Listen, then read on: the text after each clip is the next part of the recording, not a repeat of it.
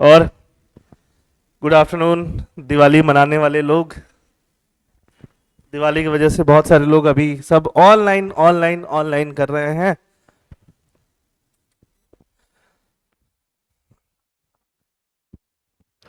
तो दो अनाउंसमेंट है आप लोगों के लिए। Dear online students, I hope you are listening to me and am I audible. पहला अनाउंसमेंट ये है कि देखो, ये वीकली करंट अफेयर्स है ना, जो हम क्लासेस में करते हैं। तो इसमें लास्ट वीक के कुछ इंपॉर्टेंट करंट अफेयर्स है वो आज खत्म कर लेंगे, और आज से डेली करंट अफेयर्स भी हम लोग कंटिन्यू करेंगे। जो लोग यूट्यूब पे डेली करंट अफेयर्स देखते थे वो लोग देखते रहिएगा, और वीकली वाला तो हम क्लास में करेंगे ही करेंगे, है ना। ठीक है, तो दोनों आप करते रहिए, क्योंकि कुछ लोगों को daily dose of current affairs भी चाहिए, अच्छा भी लगता है, क्योंकि थोड़ा ज़्यादा टॉपिक कवर करते रहते हैं वो लोग, है ना। तो वो भी चीज़ ठीक है। तो हम लोग स्टार्ट करते हैं वापस, फर्स्ट टॉपिक से स्टार्ट करते हैं। Trachoma eliminated as a public health problem in India, what's next. Trachoma क्या है बताइए, व्हाट इज ट्रैकोमा। आंखों से रिलेटेड डिजीज जो है, उसमें से एक डिजीज होता है जिसको क्या बोलते हैं, ट्रैकोमा। आई रिलेटेड होता है, आई रिलेटेड इन्फेक्शियस डिजीज होता है। कैसा डिजीज होता है, इन्फेक्शियस। तो तो trachoma is I related infectious disease caused by bacteria. कैसे होता है, किसकी वजह से होता है, बैक्टीरिया की वजह से होता है, राइट। ठीक, अब यहां पे वर्ड दिया हुआ है एलिमिनेटेड, इंडिया से। दो वर्ड होते हैं, एक वर्ड है एलिमिनेटेड, एक वर्ड है इराडिकेटेड। क्या आप लोगों ने नाम सुना हुआ है इन दोनों वर्ड्स का, बताइए। Eliminated and eradicated. तो मैं आपको दोनों वर्ड के बारे में बताता हूं। आज कुछ बहुत ज्यादा टाइम नहीं लगेगा, जो लोग भूखे प्यासे आए हैं वो लोग जल्दी घर जा सकेंगे, है ना। देखो, तो हम लोग बात कर रहे हैं ट्रैकोमा। ट्रैकोमा क्या हो गया, eliminate. We have two keywords. The first keyword is eliminate. The second keyword is eradicate. Eradicate. Exam में आएगा तो ये कीवर्ड्स आएंगे, है ना। और कीवर्ड्स अगर आपको ध्यान में नहीं है तो आप क्या करोगे, गलती करोगे। तो मैं क्या चाहता हूं कि आप गलती ना करो, बस सिंपल। इराडिकेशन मतलब होता है कंप्लीटली खत्म हो जाना, कंप्लीटली। एलिमिनेशन का मतलब भी वही होता है, बट मैं डिजीज के बारे में बता रहा हूं। किसके बारे में बता रहा हूं, डिजीज। जब भी कोई लिखा रहता है डिजीज एलिमिनेटेड, तो एलिमिनेटेड मतलब इसका रिस्क जो है वो बहुत कम हो गया है, इसके स्प्रेड होने के चांसेस जो है बहुत कम हो गया है। लेकिन अभी भी ये जीरो नहीं हुआ, है ना। यहां पे क्या हो गया है, ये ऑलमोस्ट जीरो हो गया है। तो एलिमिनेट होने के बाद अगर हम लोग, जैसे मान लो किसी ने बहुत सीसेट पे प्रैक्टिस किया, तो सीसेट स्ट्रांग हो गया, लेकिन फिर छोड़ देगा 2-3 महीने, तो फिर वापस वैसे ही हो जाएगा। तो एलिमिनेशन का मतलब वही है कि ट्रैकोमा एलिमिनेट हो गया इंडिया से, बट उस पर वापस से इंडियन गवर्नमेंट को अपना काम करते रहना पड़ेगा। समझ में आ रही बात। अब ये उतना बड़ा हेल्थ क्राइसिस नहीं रहा जैसा हेल्थ क्राइसिस हुआ करता था, कहां पे, इंडिया में, है ना। तो ट्रैकोमा किससे रिलेटेड डिजीज है, trachoma is a I related infectious disease. कैसा डिजीज, इन्फेक्शियस। समझ में आ रही बात, कैसा, infectious disease. Trachoma is I related infectious disease. Bacteria से होता है, कैसे होता है, बैक्टीरिया से। इन्फेक्शियस, फैलने वाला डिजीज है। आई से जो डिस्चार्ज आने लगता है ये डिजीज होने पे, है ना, अगर उसके आसपास बहुत लोग रह रहे हैं तो उनको भी वो डिजीज हो सकता है, ठीक है। तो होने का कारण क्या है, इम्प्रॉपर हाइजीन हो सकता है कि नहीं हो सकता है, बोलो क्या हो सकता है, improper hygiene, that is first, है ना। अगर आपके पास बहुत सारे लोग रह रहे हैं, मतलब पॉपुलेशन डेंसिटी आपके पास बहुत ज्यादा है, एक ही रूम में, जैसे मान लो एक ही रूम में 10 लोग रह रहे हैं, ठीक है, देखा नहीं है बहुत सारा, जो चॉल्स होता है मुंबई में, स्लम एरियाज होता है, उधर तो लोग रहते हैं ऐसा, तो ऐसे में ये डिजीज बढ़ने के चांसेस ज्यादा हो जाते हैं, ठीक है। वाटर अगर साफ नहीं है, हाइजीन सही नहीं है, तो ये डिजीज बहुत ज्यादा फैलेगा। तो डेवलप्ड कंट्रीज में ट्रैकोमा वाली प्रॉब्लम बहुत पहले ही खत्म हो गया था। हम लोग कौन से कंट्रीज हैं? डेवलपिंग। और डेवलपिंग कंट्रीज, खासकर ट्रॉपिकल कंट्रीज जो होता है ना, ट्रॉपिक ऑफ कैंसर के नीचे, ट्रॉपिक ऑफ कैप्रिकॉर्न के ऊपर, जैसे आप ज्योग्राफी पढ़ोगे तो अर्थ के बारे में पढ़ोगे, अर्थ में बीच में आएगा इक्वेटर, क्या पढ़ोगे? इक्वेटर, ऐसे आएगा कि नहीं आएगा? फिर यहां पे आएगा ट्रॉपिक ऑफ कैंसर, है ना, फिर यहां पे आएगा ट्रॉपिक ऑफ कैप्रिकॉर्न। इनके बीच में जो एरिया लाई करता है, यहां पे ह्यूमिडिटी ज्यादा होता है कि नहीं ज्यादा होता है? क्या ज्यादा होता है? ह्यूमिडिटी। यहां पे हीट ज्यादा होता है कि नहीं ज्यादा होता है? यहां पे क्या ज्यादा होता है? टेम्परेचर। समझ में आ रही बात? ऐसे जगह पे बहुत सारा डिजीज होता है, अलग सा डिजीज होता है जो जनरली बाकी जगह देखने को नहीं मिलता है। और वैसा डिजीज जो नेग्लेक्टेड होता है, क्या होता है? नेग्लेक्टेड, क्योंकि पैसा ही नहीं है। गरीब लोग बहुत सारी चीज को नेग्लेक्ट करते हैं कि नहीं करते? क्योंकि पैसा ही नहीं है, तो गरीब कंट्रीज भी बहुत सारी चीजों को क्या करता है? नेग्लेक्ट करता है। तो इन डिजीज को बोलते हैं हम लोग नेग्लेक्टेड ट्रॉपिकल डिजीज। क्या बोलते हैं? Neglected tropical disease. And trachoma is one such disease.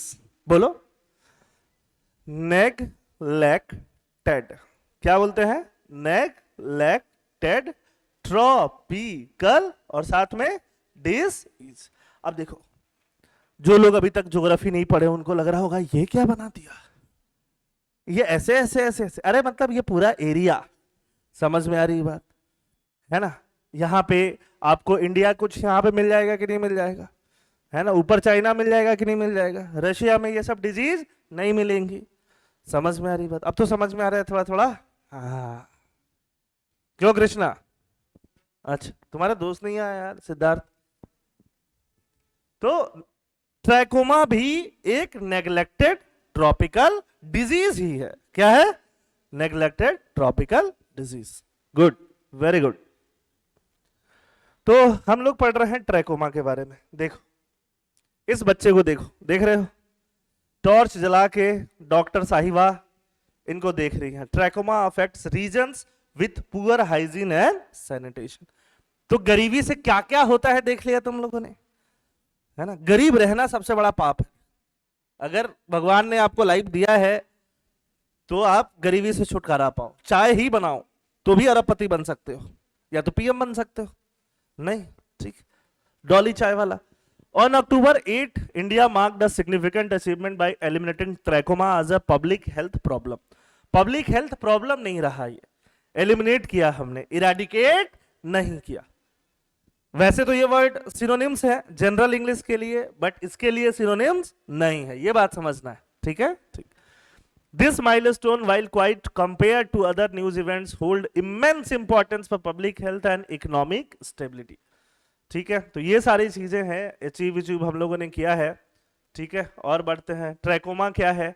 Disease क्या है? क्रोनिक इन्फेक्शियस आई डिजीज है, जो इनएडिक्वेट हाइजीन और सैनिटेशन वाले लोगों को, यंग चिल्ड्रन को भी काफी इंपैक्ट करता है। बैक्टीरिया का नाम क्या है? The bacterium Chlamydia trachomatis. ठीक है, तो अगर ये नाम दिया हुआ रहेगा ऑप्शन में तो ऐसे ही समझ जाओगे, क्योंकि बैक्टीरिया का नाम क्या है?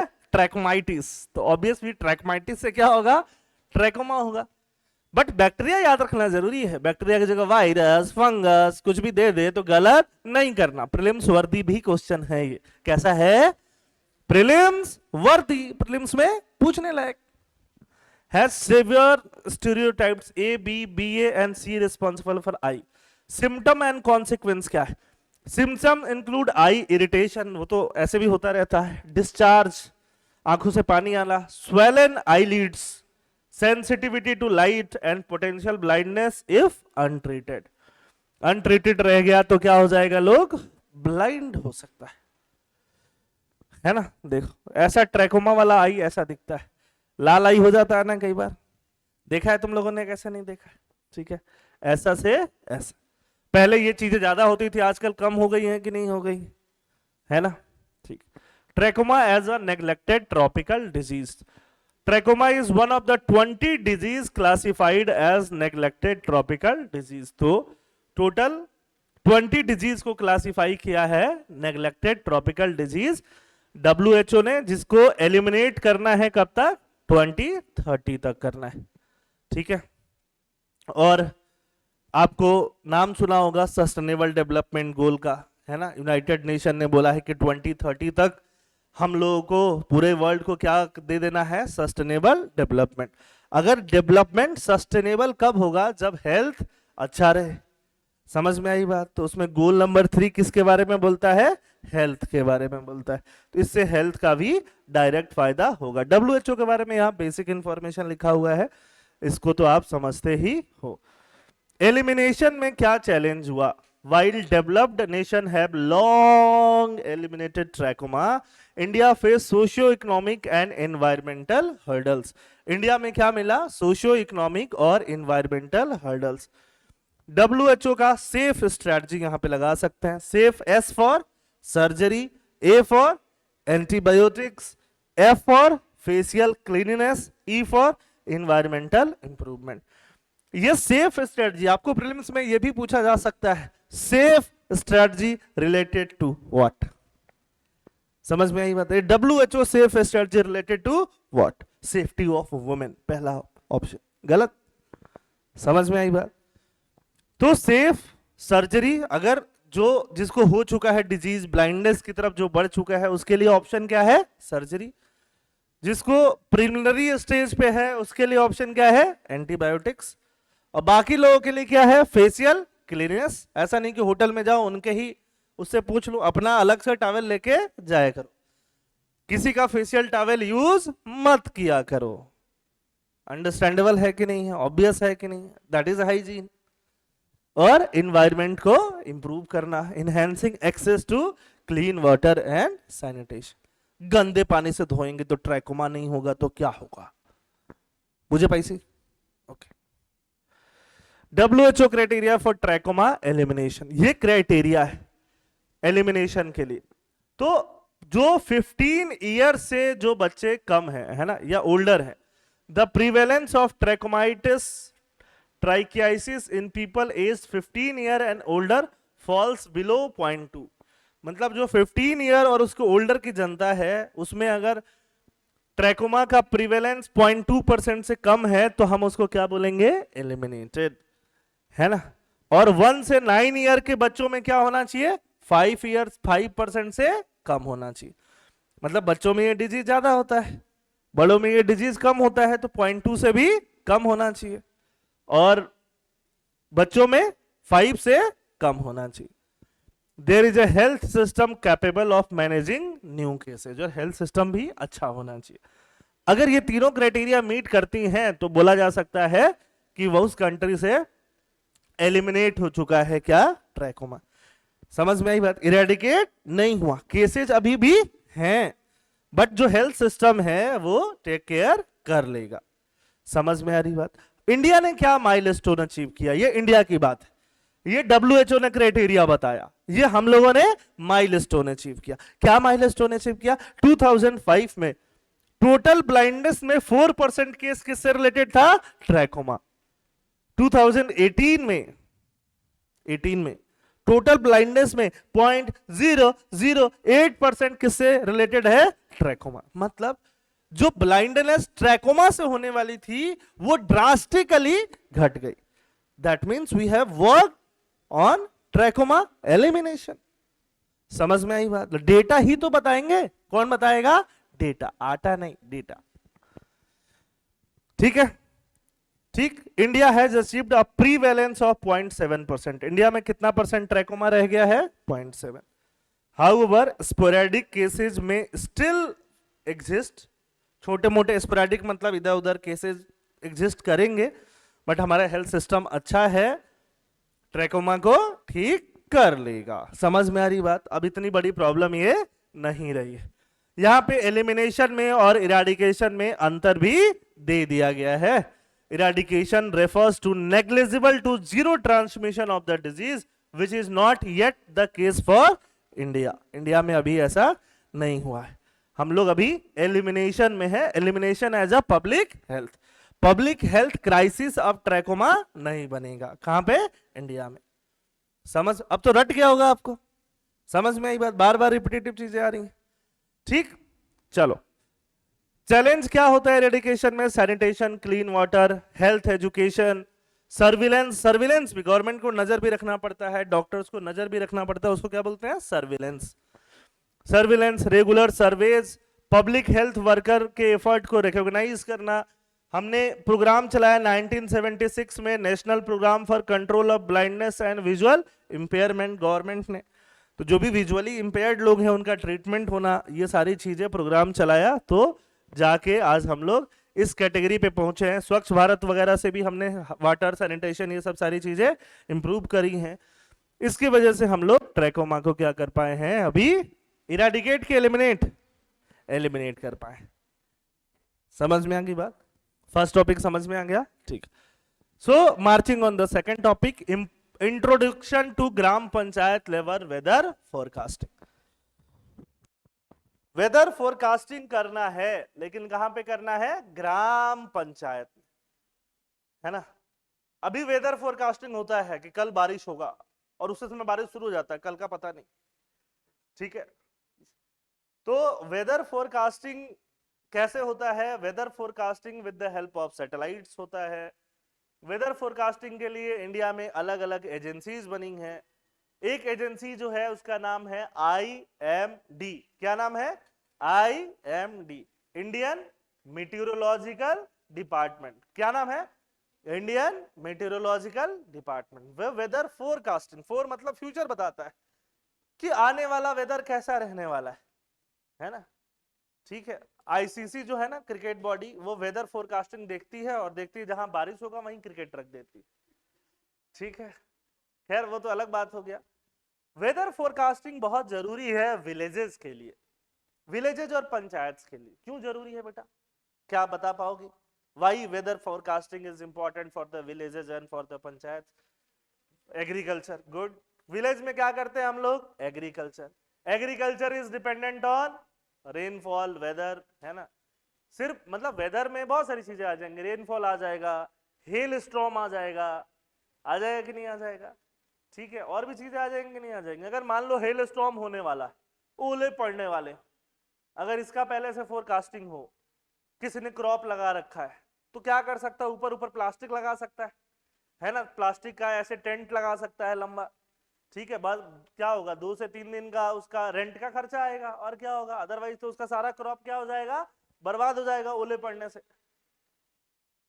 लास्ट ईयर आई थिंक टमाटर का प्राइस अचानक से 20 से 200 हो गया था, याद आ रहा है? अरे भूल गए सर, हम तो टमाटर खाते नहीं। ठीक है, तो टमाटर नहीं खाते, बाकी चीजें तो खाते हो। टमाटर का प्राइस अचानक से 20 से 200 हो गया था, रीजन ओले पड़ गए।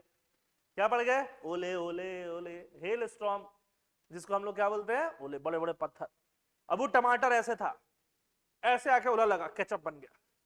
ठीक है, ऐसे हो रहा था उस टाइम पे लास्ट ईयर। अब पहले से वेदर फोरकास्टिंग हो जाती तो वहां पे प्लास्टिक वाला टेंट लगाया जा सकता था ऊपर में हाइट पे। समझ में आ रही बात? ओले ऐसे पड़ता टप टप टप टप टप टप टप। ठीक है, प्लास्टिक फटता फटता मोटा वाला लगाया जा सकता था, ऐसे मोटा सा आता है। ठीक है, गांव में ऐसा बोरे वोरे होते हैं जिसमें चावल वावल ऊपर से बांध बांध के कुछ कुछ करके कम लॉस तो मिनिमाइज किया जा सकता था। तो बारिश है ना, बारिश अगर कम है तो इरिगेशन फैसिलिटीज का व्यवस्था किया जा सकता है। बारिश अगर ज्यादा है तो ज्यादा पानी हो जाएगा, तो कहां से पानी निकालेंगे, इसका व्यवस्था किया जा सकता है। बारिश अगर कम होने वाला है तो क्या कल्टीवेशन करना है वो सोचा जा सकता है। बारिश अगर ज्यादा होने वाला है इस साल तो राइस लगाओ, कम होने वाला है मिलेट्स लगाओ। दोनों खाओ, अलग अलग चीजें खाओ। समझ में आ रही है बात की नहीं? उसके अलावा एक बहुत नेग्लेक्टेड चीज है जिसको बोलते हैं थंडर स्टॉर्म। क्या बोलते हैं? Thunder storm. हेल स्टॉर्म तो समझ में आ गया, ओले ओले। थंडर स्टॉर्म, उससे बहुत सारे किसानों की डायरेक्ट मौत हो जाती है ना, बिहार वगैरह में या हर जगह, बहुत सारी जगह डायरेक्ट मौत हो जाती, क्योंकि बारिश में वो क्या करते हैं, खेतों में जाते हैं या खेतों में रहते हैं, बारिश शुरू हो जाती, तो अब खेतों में पानी लगा हुआ है ना, अब खेतों में जूते पहन के तो जाएंगे नहीं, कैसे जाएंगे? चप्पल या पैदल जाएंगे, ऐसे बिना जूते चप्पल के जाएंगे।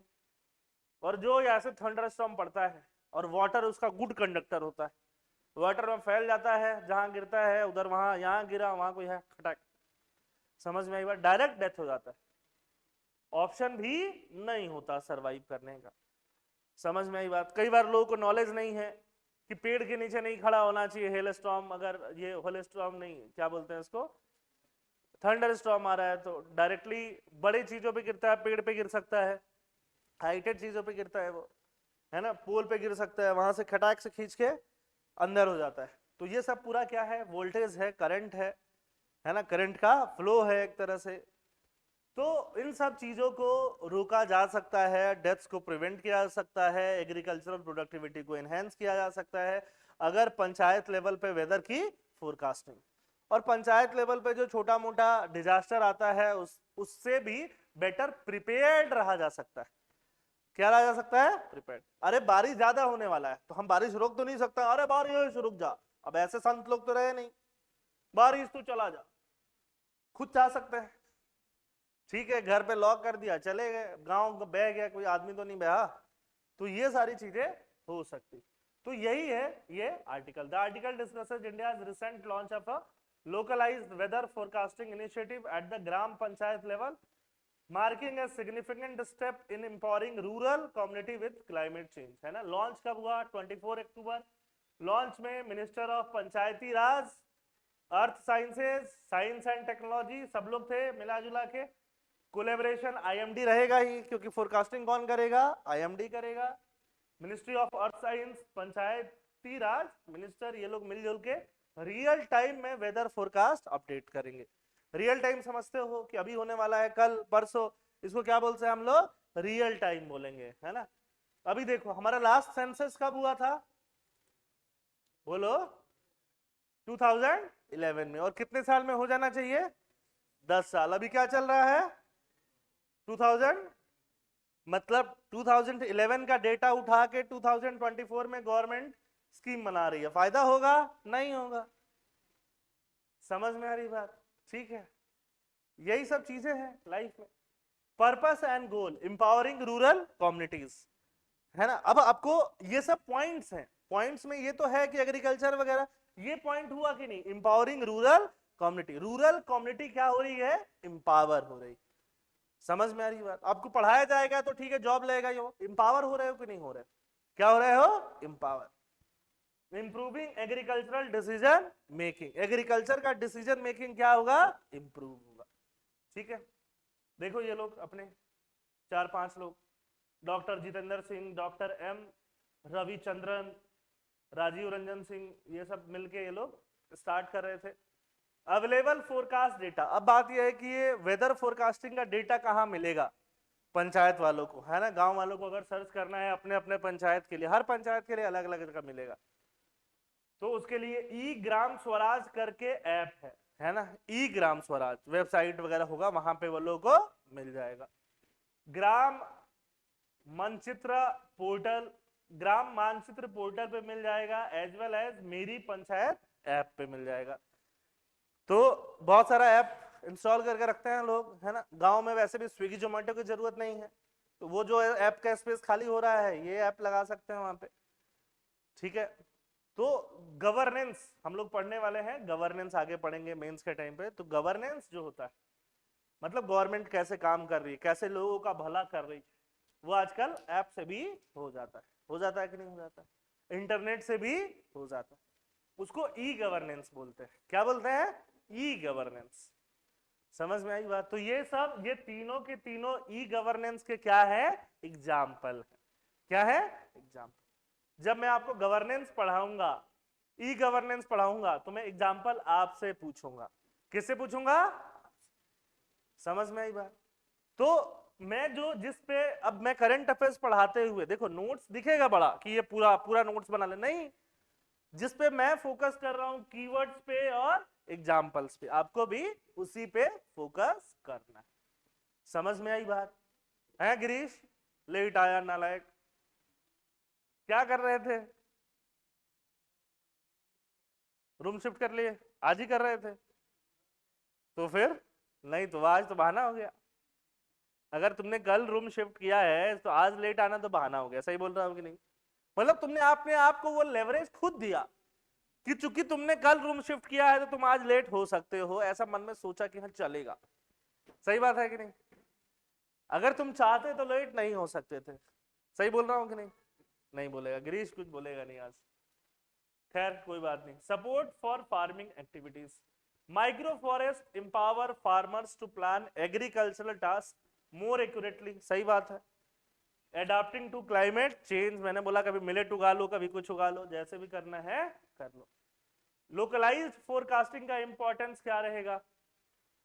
चैलेंजेज इन प्रिसीजन, तो प्रिसीजन में चैलेंज रहेगा। प्रिसीजन समझते हो? एकदम एक्यूरेट प्रिडिक्शन करने में क्या रहेगा? चैलेंज रहेगा। प्रिडिक्शन होगा बट कितना एक्यूरेट होगा वो अभी देखना है। समझ में आ रही बात? ज्योग्राफिकल रीच, इंडिया में 2.55 लाख ग्राम पंचायत है, सबका डेटा रियल टाइम पे डेली कैसे अपडेट हो रहा है वो एक चैलेंज वाली बात होगी। 2.55 लाख ग्राम पंचायत, मजाक नहीं है। Advancement in forecasting accuracy, accuracy को फोरकास्ट करने में करंट कैपेबिलिटीज हमारी क्या है? Weather forecast are currently available at a district and block level, अभी हमारे पास अवेलेबल है। आपको कामरूप डिस्ट्रिक्ट का दिखाएगा, ब्लॉक लेवल पे दिखाएगा, बट बोल देगा कामरूप डिस्ट्रिक्ट में हैवी रेनफॉल होगा, आप बोलोगे रेनफॉल ही नहीं हुआ, बट 20 किलोमीटर दूर हुआ है। समझ में आई बात? बट हमें क्या चाहिए? डिस्ट्रिक्ट और ब्लॉक लेवल के अलावा पंचायत लेवल पे भी चाहिए। पंचायत लेवल पे होने से ही तो फायदा होगा। और अभी एक्यूरेसी क्या है? 12 किलोमीटर इंटू 12 किलोमीटर के एरिया के रेंज में, 12 किलोमीटर में तो 5 पंचायत आ जाएंगे। समझ में आई बात? कई बार तो एक डिस्ट्रिक्ट ही आ जाता है, 12 किलोमीटर इंटू 12 किलोमीटर में आ जाता है कि नहीं आ जाता है? उस 12 किलोमीटर को कम करके 1 किलोमीटर तक लाना पड़ेगा, तब जाके पंचायत वाला फोरकास्टिंग सक्सेसफुल होगा, है ना? अगर अभी तुमको मैप देखते हो जीपीएस पे तो एकदम एक्यूरेट एक्यूरेट टू 1 2 3 मीटर होता है कि नहीं होता है ना? वैसे ही अगर एक्यूरेट टू 1 किलोमीटर होता तो शहर के अंदर नहीं घूम पाते, हाँ, एक शहर से दूसरे शहर जा पाते, लेकिन शहर के अंदर नहीं जा पाते, है ना? जूती नाली, जो नाली में खड़े होकर सर्च करो जूती नाली, वो बताएगा यही है, 1 किलोमीटर है डिस्टेंस। तो समझ में आ रही बात? तो वैसे ही एक ब्लॉक में खड़े हो, दूसरे ब्लॉक में बोलेगा बारिश हो रहा है, बोलेगा नहीं बारिश हो रहा है, यहां नहीं हो रहा है। तो और एक्यूरेसी क्या चाहिए? और ज्यादा से ज्यादा चाहिए। Timing and implementation, workshop for panchayat representative, है ना? पंचायत में कोई चीज लागू कर दो, पंचायत के लोगों को पता तो होना चाहिए कैसे एक्सेस करना है। पंचायत से रिप्रेजेंटेटिव बुला के उनको सिखाना भी पड़ेगा, वर्कशॉप लेना पड़ेगा। ये रहा मोबाइल, इस पे डाउनलोड करो ऐप, ऐप से ऐसे देखो डेटा, डेटा को ऐसे करो यूज, ऐसे करना पड़ेगा। और गांव के लोग जो होते हैं ना, बहुत सीधे साधे होते हैं, एक बार गलती हुई, चाहे उनसे हुई चाहे ऐप से हुई, दोबारा ट्रस्ट नहीं करने वाले, है ना? और बूढ़े लोग हंसेंगे यही सब पे बिलीव करते हो, है ना? वो लोग जीपीएस तक पे बिलीव नहीं करते, कह रहे जीपीएस मुझे एक बार गड्ढे में कुदा दिया। समझ में आ रही बात? है ना? एक पुरानी स्टोरी किसी की सुनी सुनाई लेके पकड़ के बैठ जाएंगे, कहां से सुन के आई है वो, मल्टीपल थाउजेंड्स टाइम फॉरवर्ड होके, है ना? कि जीपीएस एक को पुल से नीचे कूदा दिया। ठीक है, तो 80 के स्पीड पे कौन बोला था जाने के लिए? जाओ धीरे धीरे देखते हुए जाओ, जहां रोड नहीं दिख रहा। टुवर्ड्स क्लाइमेट रेजिलिएंट कम्युनिटीज, तो विलेज वाले जो इनोसेंट लोग होते हैं उनका अच्छे से ट्रेनिंग बहुत ज्यादा जरूरी है। क्लाइमेट रेजिलिएंट कम्युनिटीज बनाना भी जरूरी है। चलो third topic, tardigrades and radiation resistance potential for human application. तो टार्डिग्रेड्स क्या है? एक जीव है, प्राणी है जिनमें प्राण होता है, छोटे छोटे, ये दिख रहा है, ये क्या है? टार्डिग्रेड्स। टार्डिग्रेड्स वैसे एनिमल्स हैं, वैसे प्राणी हैं जो कि एक्सट्रीम टेम्परेचर को, एक्सट्रीम कंडीशन को विथस्टैंड कर लेते हैं, एक्सट्रीम रेडिएशन को भी क्या कर लेते हैं, विथस्टैंड कर लेते हैं, है ना। आपने वो देखा है मूवी वुल्वरीन? अरे देखा है, वुल्वरीन पे कोई कट लगता है वापस हील हो जाता है कि नहीं? वही है टार्डिग्रेड्स, है ना। इनके अंदर जीन होता है, जीन थेरेपी, जो क्या करता है, करेक्ट कर लेता है अपने आप को। समझ में आ रही बात? कुछ वैसा ही किसमें होता है, टार्डिग्रेड्स में होता है। ठीक है, जो एक्सट्रीम रेडिएशन होती है ना, एक्सरे, गामा रे, एक्सरे तो हमारा किया जाता है, बाकी लोगों को बोला जाता है दूर रहो, दूर रहो, बीमार ये हुआ है, थोड़ा रेडिएशन जाए तो इसमें जाए, तुम दूर रहो। एक्सरे क्या करता है, हमारे सेल को नुकसान पहुंचाता है। समझ में आई बात? क्या पहुंचाता है, नुकसान, डैमेज करता है हमारे लिविंग सेल्स को। कौन करता है, एक्सरेज, एक्सरेज, गामा रे, जो भी है हाई, एक्सरे से और ऊपर क्या आ गया, गामा रेज आ गया, हाई रेडिएशन, जो भी रेडिएशन आ गया, है ना। तभी एक्सरे को यूज कहां करते हैं, कैंसर में, कैंसर के ट्रीटमेंट में। कैंसर है क्या, खराब सेल्स बढ़ गए हैं, तो खराब सेल्स को मारो, तो खराब के आसपास थोड़े हेल्दी सेल्स भी मर जाते हैं, बाल झड़ने लगता है, ये एंड वो। समझ में आ रही बात, है ना। कीमोथेरेपी जिसको बोलते हैं, क्या बोलते हैं, कीमोथेरेपी, जिसमें एक्सरेज का यूज किया जाता है। तो ऐसे एक्सरे गामा रे का कोई प्रभाव ही, फर्क ही नहीं पड़ा इस पे, किस पे, टार्डिग्रेड पे, है ना। ये इससे मस्त इम्यून निकल के आ गया। तो इससे समझ में आया कि टार्डिग्रेड्स के जो जीन्स है वगैरह का यूज किया जा सकता है डिजीजेस को प्रिवेंट करने के लिए भी, रेडिएशंस का जो एक्सपोजर होता है उसको कम करने के लिए भी। सही बात है कि नहीं? तो यही पूछा जाएगा। The article discusses a ground breaking study on a newly discovered tardigrade species Hypsibius henanensis which has unique genetic mechanism enabling it to survive high radiation level।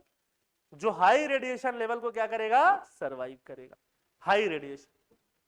समझ में आ गया, याद रहेगा, याद रखना है बेटा। Genetic mechanism for radiation tolerance, इनके अंदर जेनेटिक मैकेनिज्म है जो रेडिएशन को क्या बनाती है, इनको क्या बनाती है, रेडिएशन टॉलरेंट बनाती है। Discovery and activation. Researchers identified genetic mechanism that enable the newly discovered species Hippispius henanensis to withstand high radiation level। किसकी वजह से है, ये अपने डीएनए वगैरह को भी प्रोटेक्ट और रिपेयर कर लेते हैं। रिसर्च में पब्लिश हुआ, the study titled multi omics landscape, कहीं पब्लिश हुआ है, कहां पब्लिश हुआ है वो हमें याद रखने की जरूरत नहीं होता। समझ में आ रही बात, है ना। टार्डिग्रेड्स कैसा होता है, टार्डिग्रेड्स को बोलते हैं वाटर बियर्स भी बोलते हैं, क्या बोलते हैं, वाटर बियर्स। मॉस पिगलेट्स भी बोलते हैं, क्या बोलते हैं, मॉस पिगलेट। टाइनी, टाइनी होता है, छोटा होता है, वाटर ड्वेलिंग होता है, तभी तो वाटर बियर बोलेंगे। वाटर ड्वेलिंग मतलब वाटर में रहने वाला होता है। माइक्रो ऑर्गेनिज्म, माइक्रो, छोटा, for their remarkable ability to survive extreme condition. Extreme condition को क्या करता है, ग्रीस सर्वाइव करता है। They can withstand environments that would be lethal for most life form, including absolute zero। Absolute zero समझते हो किसको बोलते हैं, -273 डिग्री सेल्सियस, है ना, उसको क्या बोलते हैं, एब्सोल्यूट जीरो। वो 0 केल्विन होता है, क्या होता है, 0 केल्विन, इसलिए उसको क्या बोलते हैं, एब्सोल्यूट जीरो बोलते हैं। समझ में आ रही बात, एब्सोल्यूट जीरो मतलब 0 केल्विन। 0 केल्विन अगर सेल्सियस में बदलेंगे तो क्या आएगा, -273 डिग्री सेल्सियस। उतने से लेके मैक्सिमम कितना, 150, 150 में तो हम लोग वेपोराइज हो जाएंगे। समझ में आ रही बात, तब तक विथस्टैंड कर लेता है। High level of radiation and vacuum condition found in space, space में रेडिएशन और वैक्यूम दोनों को सर्वाइव कर लेता है। Extreme dehydration, high pressure up to 6 time that of ocean deepest trench. जब ओशन में नीचे जाओगे, जितना नीचे जाओगे ऊपर उतना पानी है, जितना पानी ऊपर उतना प्रेशर है। तो डीपेस्ट ट्रेंच क्या है, मैरियाना, है ना, वहां हम लोग विथस्टैंड नहीं कर पाएंगे क्योंकि उतना पानी ऊपर है, मतलब उतना प्रेशर ऊपर से लग रहा है। अरे समझ में आ रही बात, उसका 6 टाइम तक भी सहन कर सकता है। क्या चाहिए ये, क्या जीव है ये, क्या मिला है। This adaptability makes them a subject of interest for scientist, specially in understanding survival mechanism in extreme condition. तो क्या लगता है, जो भी टॉपिक्स हम पढ़ रहे हैं, आपको लग रहा है ना कि मेंस और प्रीलिम्स के लिए इंपॉर्टेंट है ना, आएगा कि नहीं आएगा, इसके इन लोगों के आने के चांसेस बहुत ज्यादा है। ह्यूमन हेल्थ में पोटेंशियल बेनिफिट क्या होगा, findings could one day be applied, one day, आज नहीं हो पाएगा, ऐसा नहीं कि आज ही अप्लाई हो जाएगा। Protect astronaut from radiation during space mission इनको मार के इनके कपड़े का वो बना दिया जाएगा, कुछ किया जाएगा, इनके डीएनए वने कुछ निकाल के। Aid in cleaning of nuclear pollution, radiation होता है ना, न्यूक्लियर पॉल्यूशन मतलब रेडिएशन, उसको क्लीन करने में यूज होगा। इंप्रूव कैंसर ट्रीटमेंट, उसमें भी तो रेडिएशन दिया जाता है, क्या दिया जाता है, रेडिएशन, है ना। मान लो ये हेल्दी सेल है किसी का, है ना, ये कैंसर वाला सेल है, अगर ये कैंसर वाला सेल है, इसके आसपास हेल्दी सेल है, तो कैंसर वाले पे ट्रीट करो तो आसपास हेल्दी सेल भी मरते हैं, उसके आसपास लगा दिया गया टार्डिग्रेड का लेयर, लो और इसको मारा गया, ठीक बात है, कुछ किया जाएगा। बायोलॉजिस्ट इनसाइट, बायोलॉजिस्ट इनसाइट बहुत ज्यादा जरूरी नहीं है। स्टडी मेथोडोलॉजी, मेथोडोलॉजी भी बहुत ज्यादा जरूरी हमारे लिए नहीं है। जीनोमिक एनालिसिस वगैरह किया गया, फाइंडिंग वगैरह लिखा गया, हमारे लिए क्या जरूरी है, बेनिफिट्स जरूरी है ना, हमारे लिए क्या जरूरी है, टार्डिग्रेड्स जरूरी है। समझ में आई बात, कहाँ स्टडी हुआ, क्या मेथोडोलॉजी हुआ, that is not very important. Study का फाइंडिंग क्या है, डीएनए रिपेयर, है ना, DNA repair mechanism, scientist identified 2801 genes involved in DNA repair with three main factors aiding radiation resistance, double stranded break repair, है ना। तो इसमें एक प्रोटीन होता है डीएनए में जिसका नाम होता है TRID1, क्या नाम होता है, TRID1, उसके वजह से ये बहुत ज्यादा रेडिएशंस को क्या कर देता है, ब्रेक कर देता है। तो प्रीलिम्स में ये चीज भी पूछा जा सकता है, डबल स्ट्रैंडेड ब्रेक रिपेयर, ये TRID1 क्या है, ऐसे करके भी डायरेक्टली पूछा जा सकता है। समझ में आई बात। Mitochondrial synthesis and DNA repair, है ना, और रिपेयर वगैरह का काम करता है। Antioxidant pigments, the species produces betalains, antioxidant pigments that neutralise harmful reactive chemical, antioxidant produce करता है जो केमिकल्स को न्यूट्रलाइज करता है। तो ये सब प्रोसेस हो गया जिसमें ये हमें याद रखने की जरूरत हो सकती है। समझ में आई बात, क्योंकि ये कीवर्ड जैसा एग्जाम में आ सकता है। ह्यूमन सेल पे भी टेस्ट किया गया है। Researcher tested one of the Hypsibius henanensis, ये भी नाम याद रख लेना, उसी का नाम है, हाइपिस्बियस हेनेंसिस बेटालिन्स on human cells, finding it significantly improved their survival rate post radiation exposure। Human का सर्वाइवल रेट बढ़ जाता है कब, एक्सपोजर के बाद। एक ह्यूमन रखो जिसपे रेडिएशन एक्सपोज किया गया, दूसरा ह्यूमन रखो जिसपे ये जो हिपिस्बियस हेनेंसिस है इनको प्रोटेक्टर लेयर लगाया गया, फिर ह्यूमन को एक्सपोज किया गया, दूसरे केस में ह्यूमन का सर्वाइवल रेट क्या हो जाएगा, ज्यादा हो जाएगा। समझ में आई बात। तो इसीलिए इनके इन सब क्वालिटीज का यूज किया जा सकता है, कहाँ पे, मेडिकल और बाकी जगह पे ये पोटेंशियल जो है ना, पोटेंशियल बेनिफिट यहाँ पे यूज किया जा सकता है। समझ में आ रही बात, ठीक है, क्या इसके बारे में सब समझ में आ गया, है ना। तो ये है हमारा तीसरा टॉपिक, ठीक है। लास्ट टॉपिक की तरफ पढ़ते हैं, supreme court ruling on child marriage, a shift in focus. Supreme court ruling on child marriage, ठीक है। पहले अब काम कर लो, मुझे इन तीनों टॉपिक में कुछ डाउट है तो मुझे बता दो, फिर हम लोग फोर्थ टॉपिक जो है उसकी तरफ बढ़ते। क्यों गिरीश, मुझे भाई सी इतना ही आता है क्या बोले, अलो पलो पाई am learning.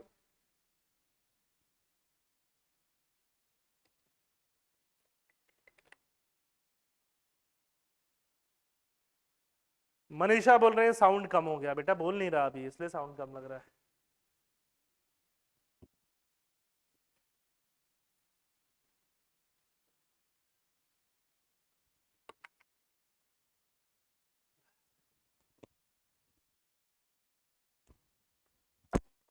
Take 1-2 minutes. If you have any doubt, you can ask.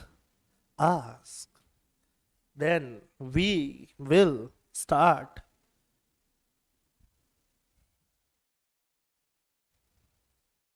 Girish and his smite.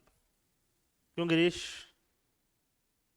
Girish and his beards. कौन सा टोनर लगाते हो बियर्ड में, बताओ आज? कुछ नहीं लगाते हो? लगाना चाहिए तुमको।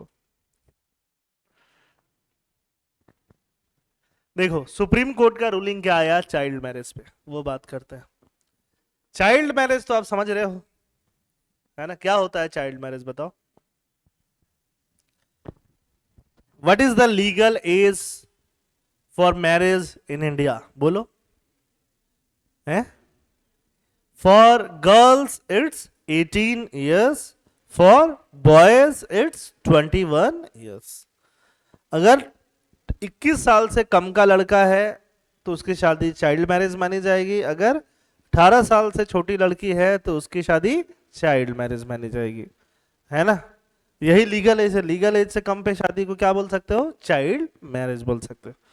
तो इस पे चाइल्ड मैरिज को रोकने के लिए लॉ है। उसके अलावा, है ना, पॉक्सो करके एक लॉ है, prevention of child sexual offences. अगर 18 से कम कुछ है ना कोई, तो उसका कंसेंट भी कंसेंट नहीं माना जाता। समझ में आ रही बात। तो वैसे में वो पॉक्सो एक्ट के अंदर भी आ जाता है। जो अगर कोई गर्ल्स का एज 18 से कम है, उस केस में शादी वाला जो पूरा सिलसिला है या पूरा इवेंट है इस क्लॉज के अंदर भी आ जाता है। तो अलग अलग तरह से गवर्नमेंट ने अलग अलग जगह पे, चाहे हम बात करें आसाम में, चाहे बात करें राजस्थान में, चाहे बात करें बिहार में, गवर्नमेंट्स ने स्टेप्स लिया है कि चाइल्ड मैरिज को क्या किया जाए, इरेडिकेट किया जाए। समझ में आई बात, है ना। तो अब इस बार सुप्रीम कोर्ट ने एक अलग रूलिंग ले लिया है। बोला कि देखो, चाइल्ड मैरिज करने वाले तो गलत कर ही रहे, है ना, ठीक है। अब जैसे दो लोगों का एक्सीडेंट हुआ, एक का एक्सीडेंट हुआ, दूसरे वाले ने किया, गवर्नमेंट ने क्या किया, दूसरे वाले को उठा के जुडिशरी ने क्या, जेल में डाल दिया। ठीक है, दूसरे वाले को जेल में डाल दिया, उससे पहले वाले का क्या हो जाएगा, उसको कुछ फायदा हुआ, नहीं हुआ। समझ में आई बात। पहले वाले को इलाज कराना जरूरी है कि नहीं। तो वैसे ही चाइल्ड मैरिज में अगर कोई बच्चा है, चाहे वो लड़का हो चाहे लड़की हो, अगर वो विक्टिम है, क्या है, विक्टिम, तो उस विक्टिम को रिहैबिलिटेट कराने की जरूरत है। क्या कराने की, रिहैबिलिटेट, वापस से उनको एजुकेशन या स्किलिंग देने की जरूरत है। ये इस बार किसने बोला, सुप्रीम कोर्ट ने। सुप्रीम कोर्ट ने फोकस को कहा कर दिया, थोड़ा सा शिफ्ट कर दिया। समझ में आ रही बात, ठीक है। केस का नाम याद रख सकते हो, प्रीलिम्स में भी इतना जरूरी नहीं हो, आ भी सकता है, मेंस के लिए हाईली इंपॉर्टेंट है ना, जीएस पेपर 2 और 4 दोनों के लिए। Society for enlightenment and voluntary action, ये क्या हो सकता है, एनजीओ हो सकता है। क्या हो सकता है, एनजीओ। हम लोग आगे पढ़ेंगे रोल ऑफ एनजीओ गवर्नेंस में, तो एनजीओ ही तो है, उसी का रोल तो चल रहा है। Versus union of India which shift the focus from penalizing child marriage to addressing the harm experienced by victim।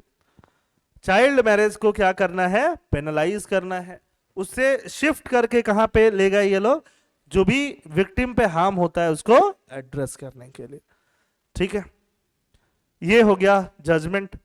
Recent trends क्या है, अगर हम चाइल्ड मैरिज की बात करें, देखो एक सर्वे आता है जो हर कुछ साल पे, ये सर्वे इंडियन गवर्नमेंट कराती है। उस सर्वे का नाम है नेशनल फैमिली हेल्थ सर्वे। क्या नाम है, बोलो, नेशनल फैमिली हेल्थ सर्विस।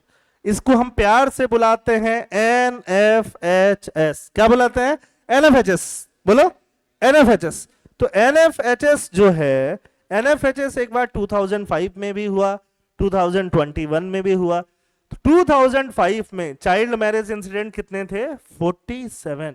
मतलब जितने लोग शादी कर रहे थे ऑलमोस्ट आधे लोग बच्चे थे। समझ में आ रही बात। वो इंसिडेंट्स घट के अभी कितना रह गया है, 23 घटा है। ऐसा नहीं है कि खत्म हो गया, बट घटा है, ठीक है। सस्टेनेबल डेवलपमेंट गोल हमारा क्या कहता है, यूनाइटेड नेशन का, कि चाइल्ड मैरिज को भी इंटायरली क्या करना है, एलिमिनेट करना है। कब तक, 2030 तक। तो उसके लिए भी हमें काम करते रहना है। इंस्टीट्यूशनल रिस्पॉन्स क्या है, focus on prevention and prosecution. Institutional response मतलब इंस्टीट्यूशन का, गवर्नमेंट का, पुलिस का, जुडिशरी का अभी तक का रिस्पॉन्स क्या रहा है। चाइल्ड मैरिज हो रहा है उसको रोक दो, सही बात है ना, हो गया है, करने वाले को पनिश कर दो, बट उसमें जो विक्टिम है उसका क्या, कुछ नहीं।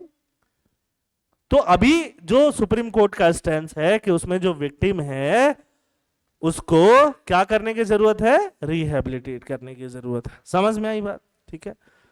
लीगल फ्रेमवर्क क्या है? लीगल फ्रेमवर्क एक इंपॉर्टेंट है, सीधे सीधे prohibition of child marriage act. Prohibition of child marriage act 2006 में बन गया था। ये 21 से नीचे किसी भी लड़के को क्या मानता है शादी के हिसाब से चाइल्ड, 18 से नीचे को क्या मानता है चाइल्ड, लड़की को। स्टेट में अलग अलग स्टेट ने अपना अपना अमेंडमेंट किया है। कर्नाटका और हरियाणा क्या बोलता है? Karnataka and Haryana amendments have declared all child marriage void from Inception. कोई भी चाइल्ड मैरिज जो है वो इंसेप्शन मतलब जड़ से ही क्या है, खत्म है, वॉइड मान लेता है। समझ में आई बात? और ये एक्ट जो है वो एक्ट क्या बोलता है, सच मैरिज आर कंसिडर्ड वॉइडेबल। ऐसे मैरिज वॉइडेबल हैं, वॉइडेबल मतलब उनको क्या कर दो, मैरिज को खारिज कर दो। Allowing the minor party to annul the marriage, कि जो माइनर है वो अपना मैरिज को क्या कर सकता है, एनल कर सकता है। अगर दोनों लोग माइनर हैं तो दोनों कर सकते हैं, अगर कोई एक माइनर है तो अपनी शादी को क्या कर सकता है, एनल। एनल का मतलब होता है कि एनलमेंट, देखो दो चीज होता है, एक होता है डिवोर्स, एक होता है एनलमेंट।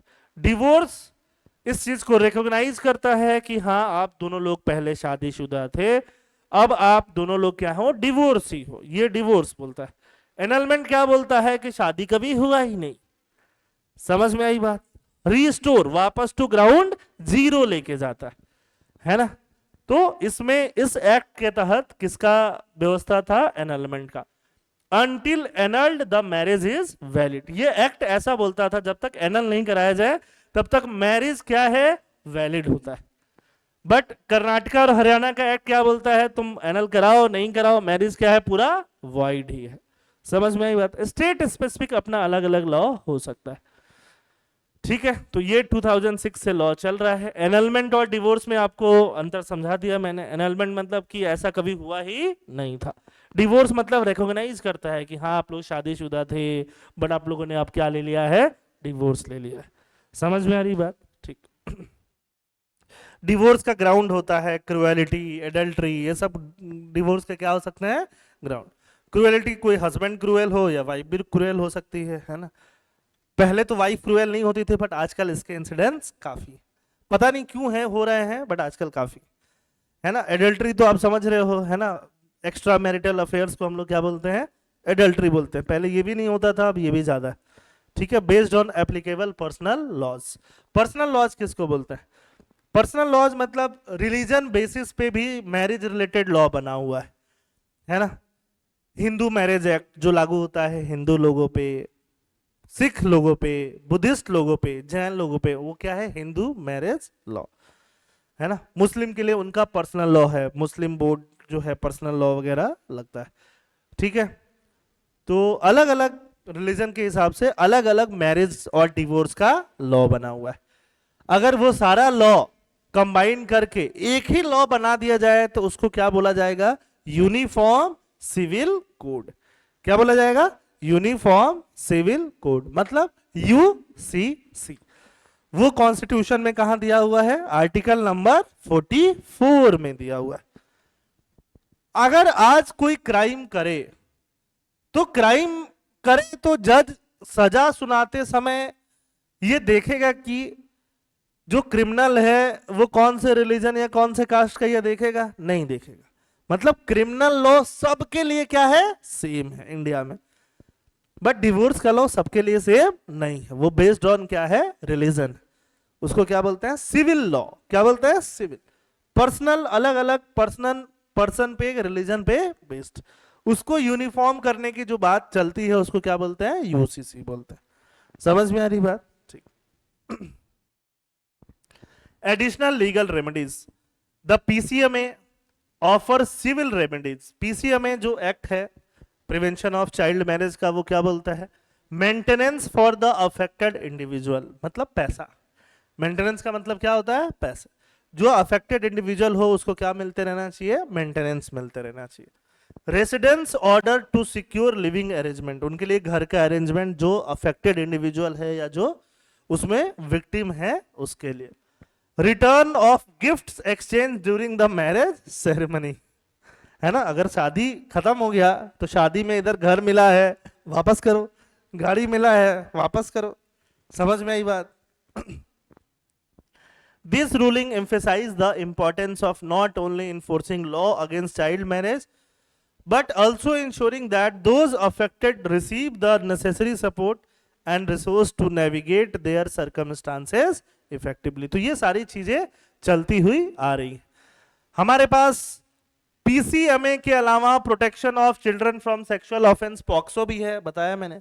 पॉक्सो 18 से नीचे हर किसी को क्या मालता है? चाइल्ड मालता है ना। तो अगर किसी की वाइफ 16 ईयर की है, उस पे पॉक्सो के अंतर क्या हो सकता है? केस हो सकता है उसके अंदर, है ना। भारतीय न्याय संहिता भी ऐसी ही बातें करती है। तो जो भी विक्टिम होते हैं वो वल्नरेबल होते हैं। ऐसे एक्टिविटीज का क्रिमिनलाइजेशन किया जाता है। Activities surrounding child marriage such as performing और promoting it are criminal offence. जो चाइल्ड मैरिज को करवा रहा है वो क्या बन जाता है? क्रिमिनल बन जाता है।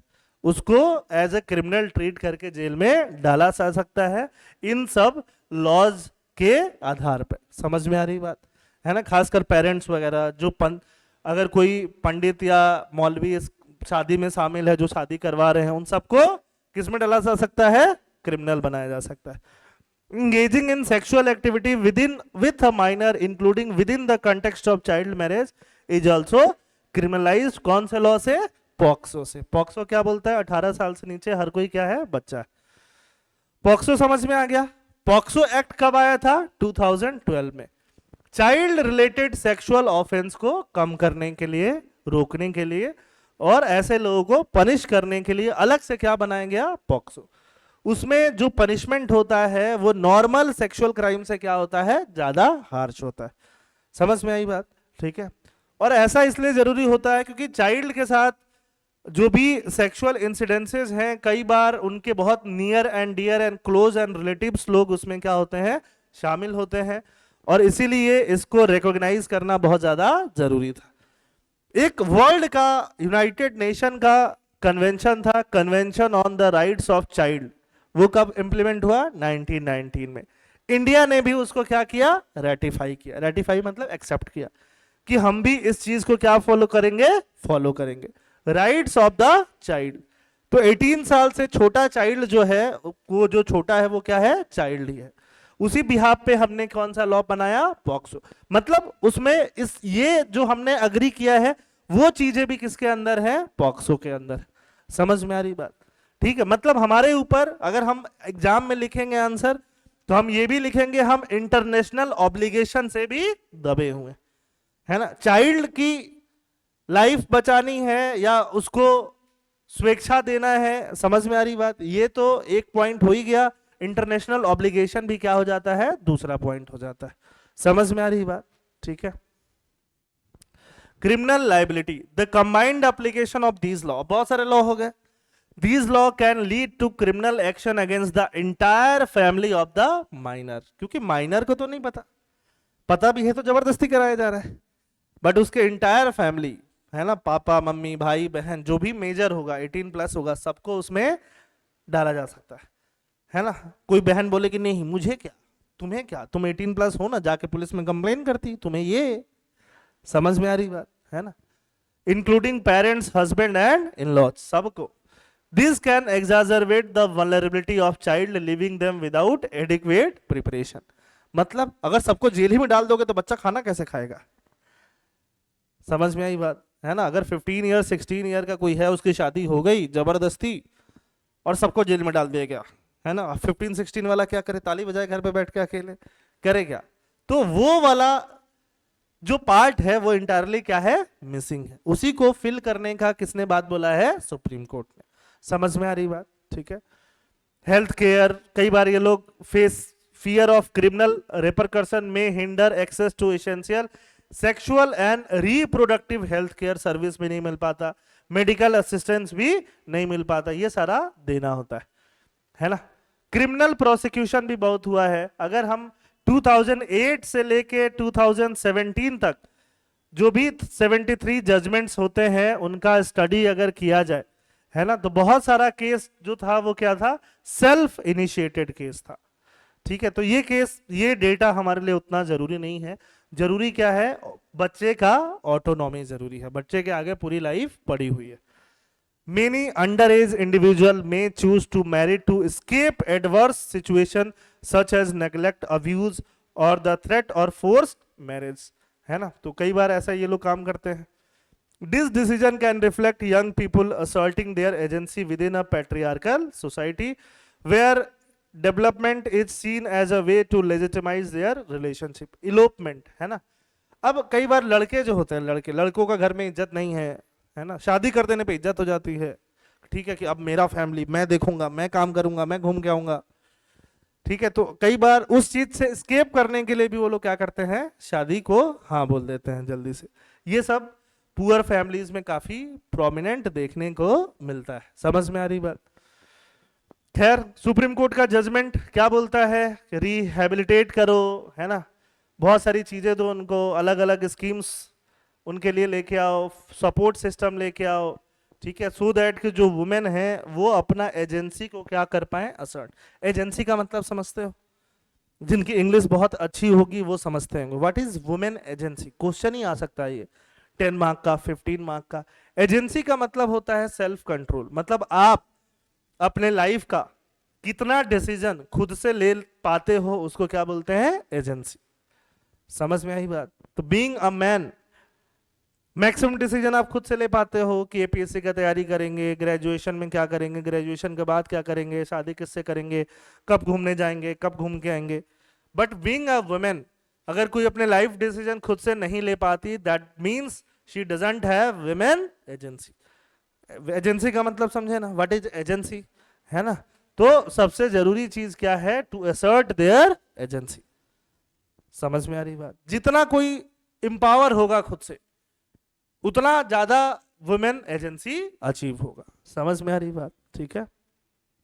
बस सेक्स एजुकेशन भी उनको देना है ना। चाइल्ड मैरिज को होलिस्टिकली अप्रोच करना है, रोकना भी है, ठीक बात है, फोर्सफुली भी रोकना है, समझा के भी रोकना है।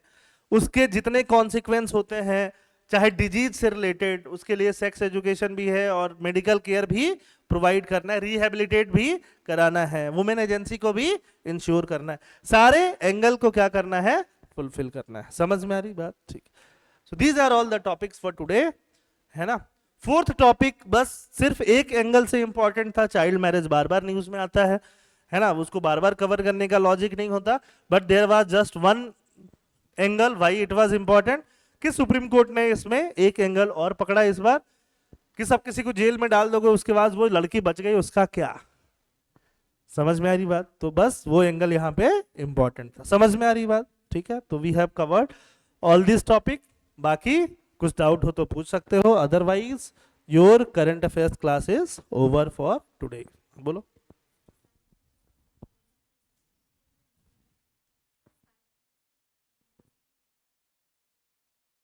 चाइल्ड मैरिज में आगे बोलो। डिवोर्स नहीं हो सकता, डिवोर्स हो सकता है, बट डिवोर्स मतलब लीगली डिवोर्स का टैग लग गया, कहीं फॉर्म भरो, कुछ भरो तो एक्स हस्बैंड का नाम लिखो, डिवोर्स लिखो। एनल मतलब कि कुछ हुआ ही नहीं था, गलती हो गई थी, इसको क्या बोलते हैं, एनलमेंट बोलते हैं। समझ में आई बात, ठीक। उसमें कॉम्प्लिकेशन क्या कर दिया जाता है, और ज्यादा कम कर दिया जाता है, ठीक है। ठीक है everyone, okay, see you again on Monday in CSET classes. Thank you everyone. Snigdha बोल रही है जया जेटली कमेटी ने गर्ल्स मैरिज एज इंक्रीज किया नहीं, रिकमेंडेशन किया, तो वो अभी तक इंप्लीमेंट नहीं हुआ, इतना इंप्लीमेंट नहीं होता है, ठीक है। बुझीसू, चलो, थैंक यू एवरीवन।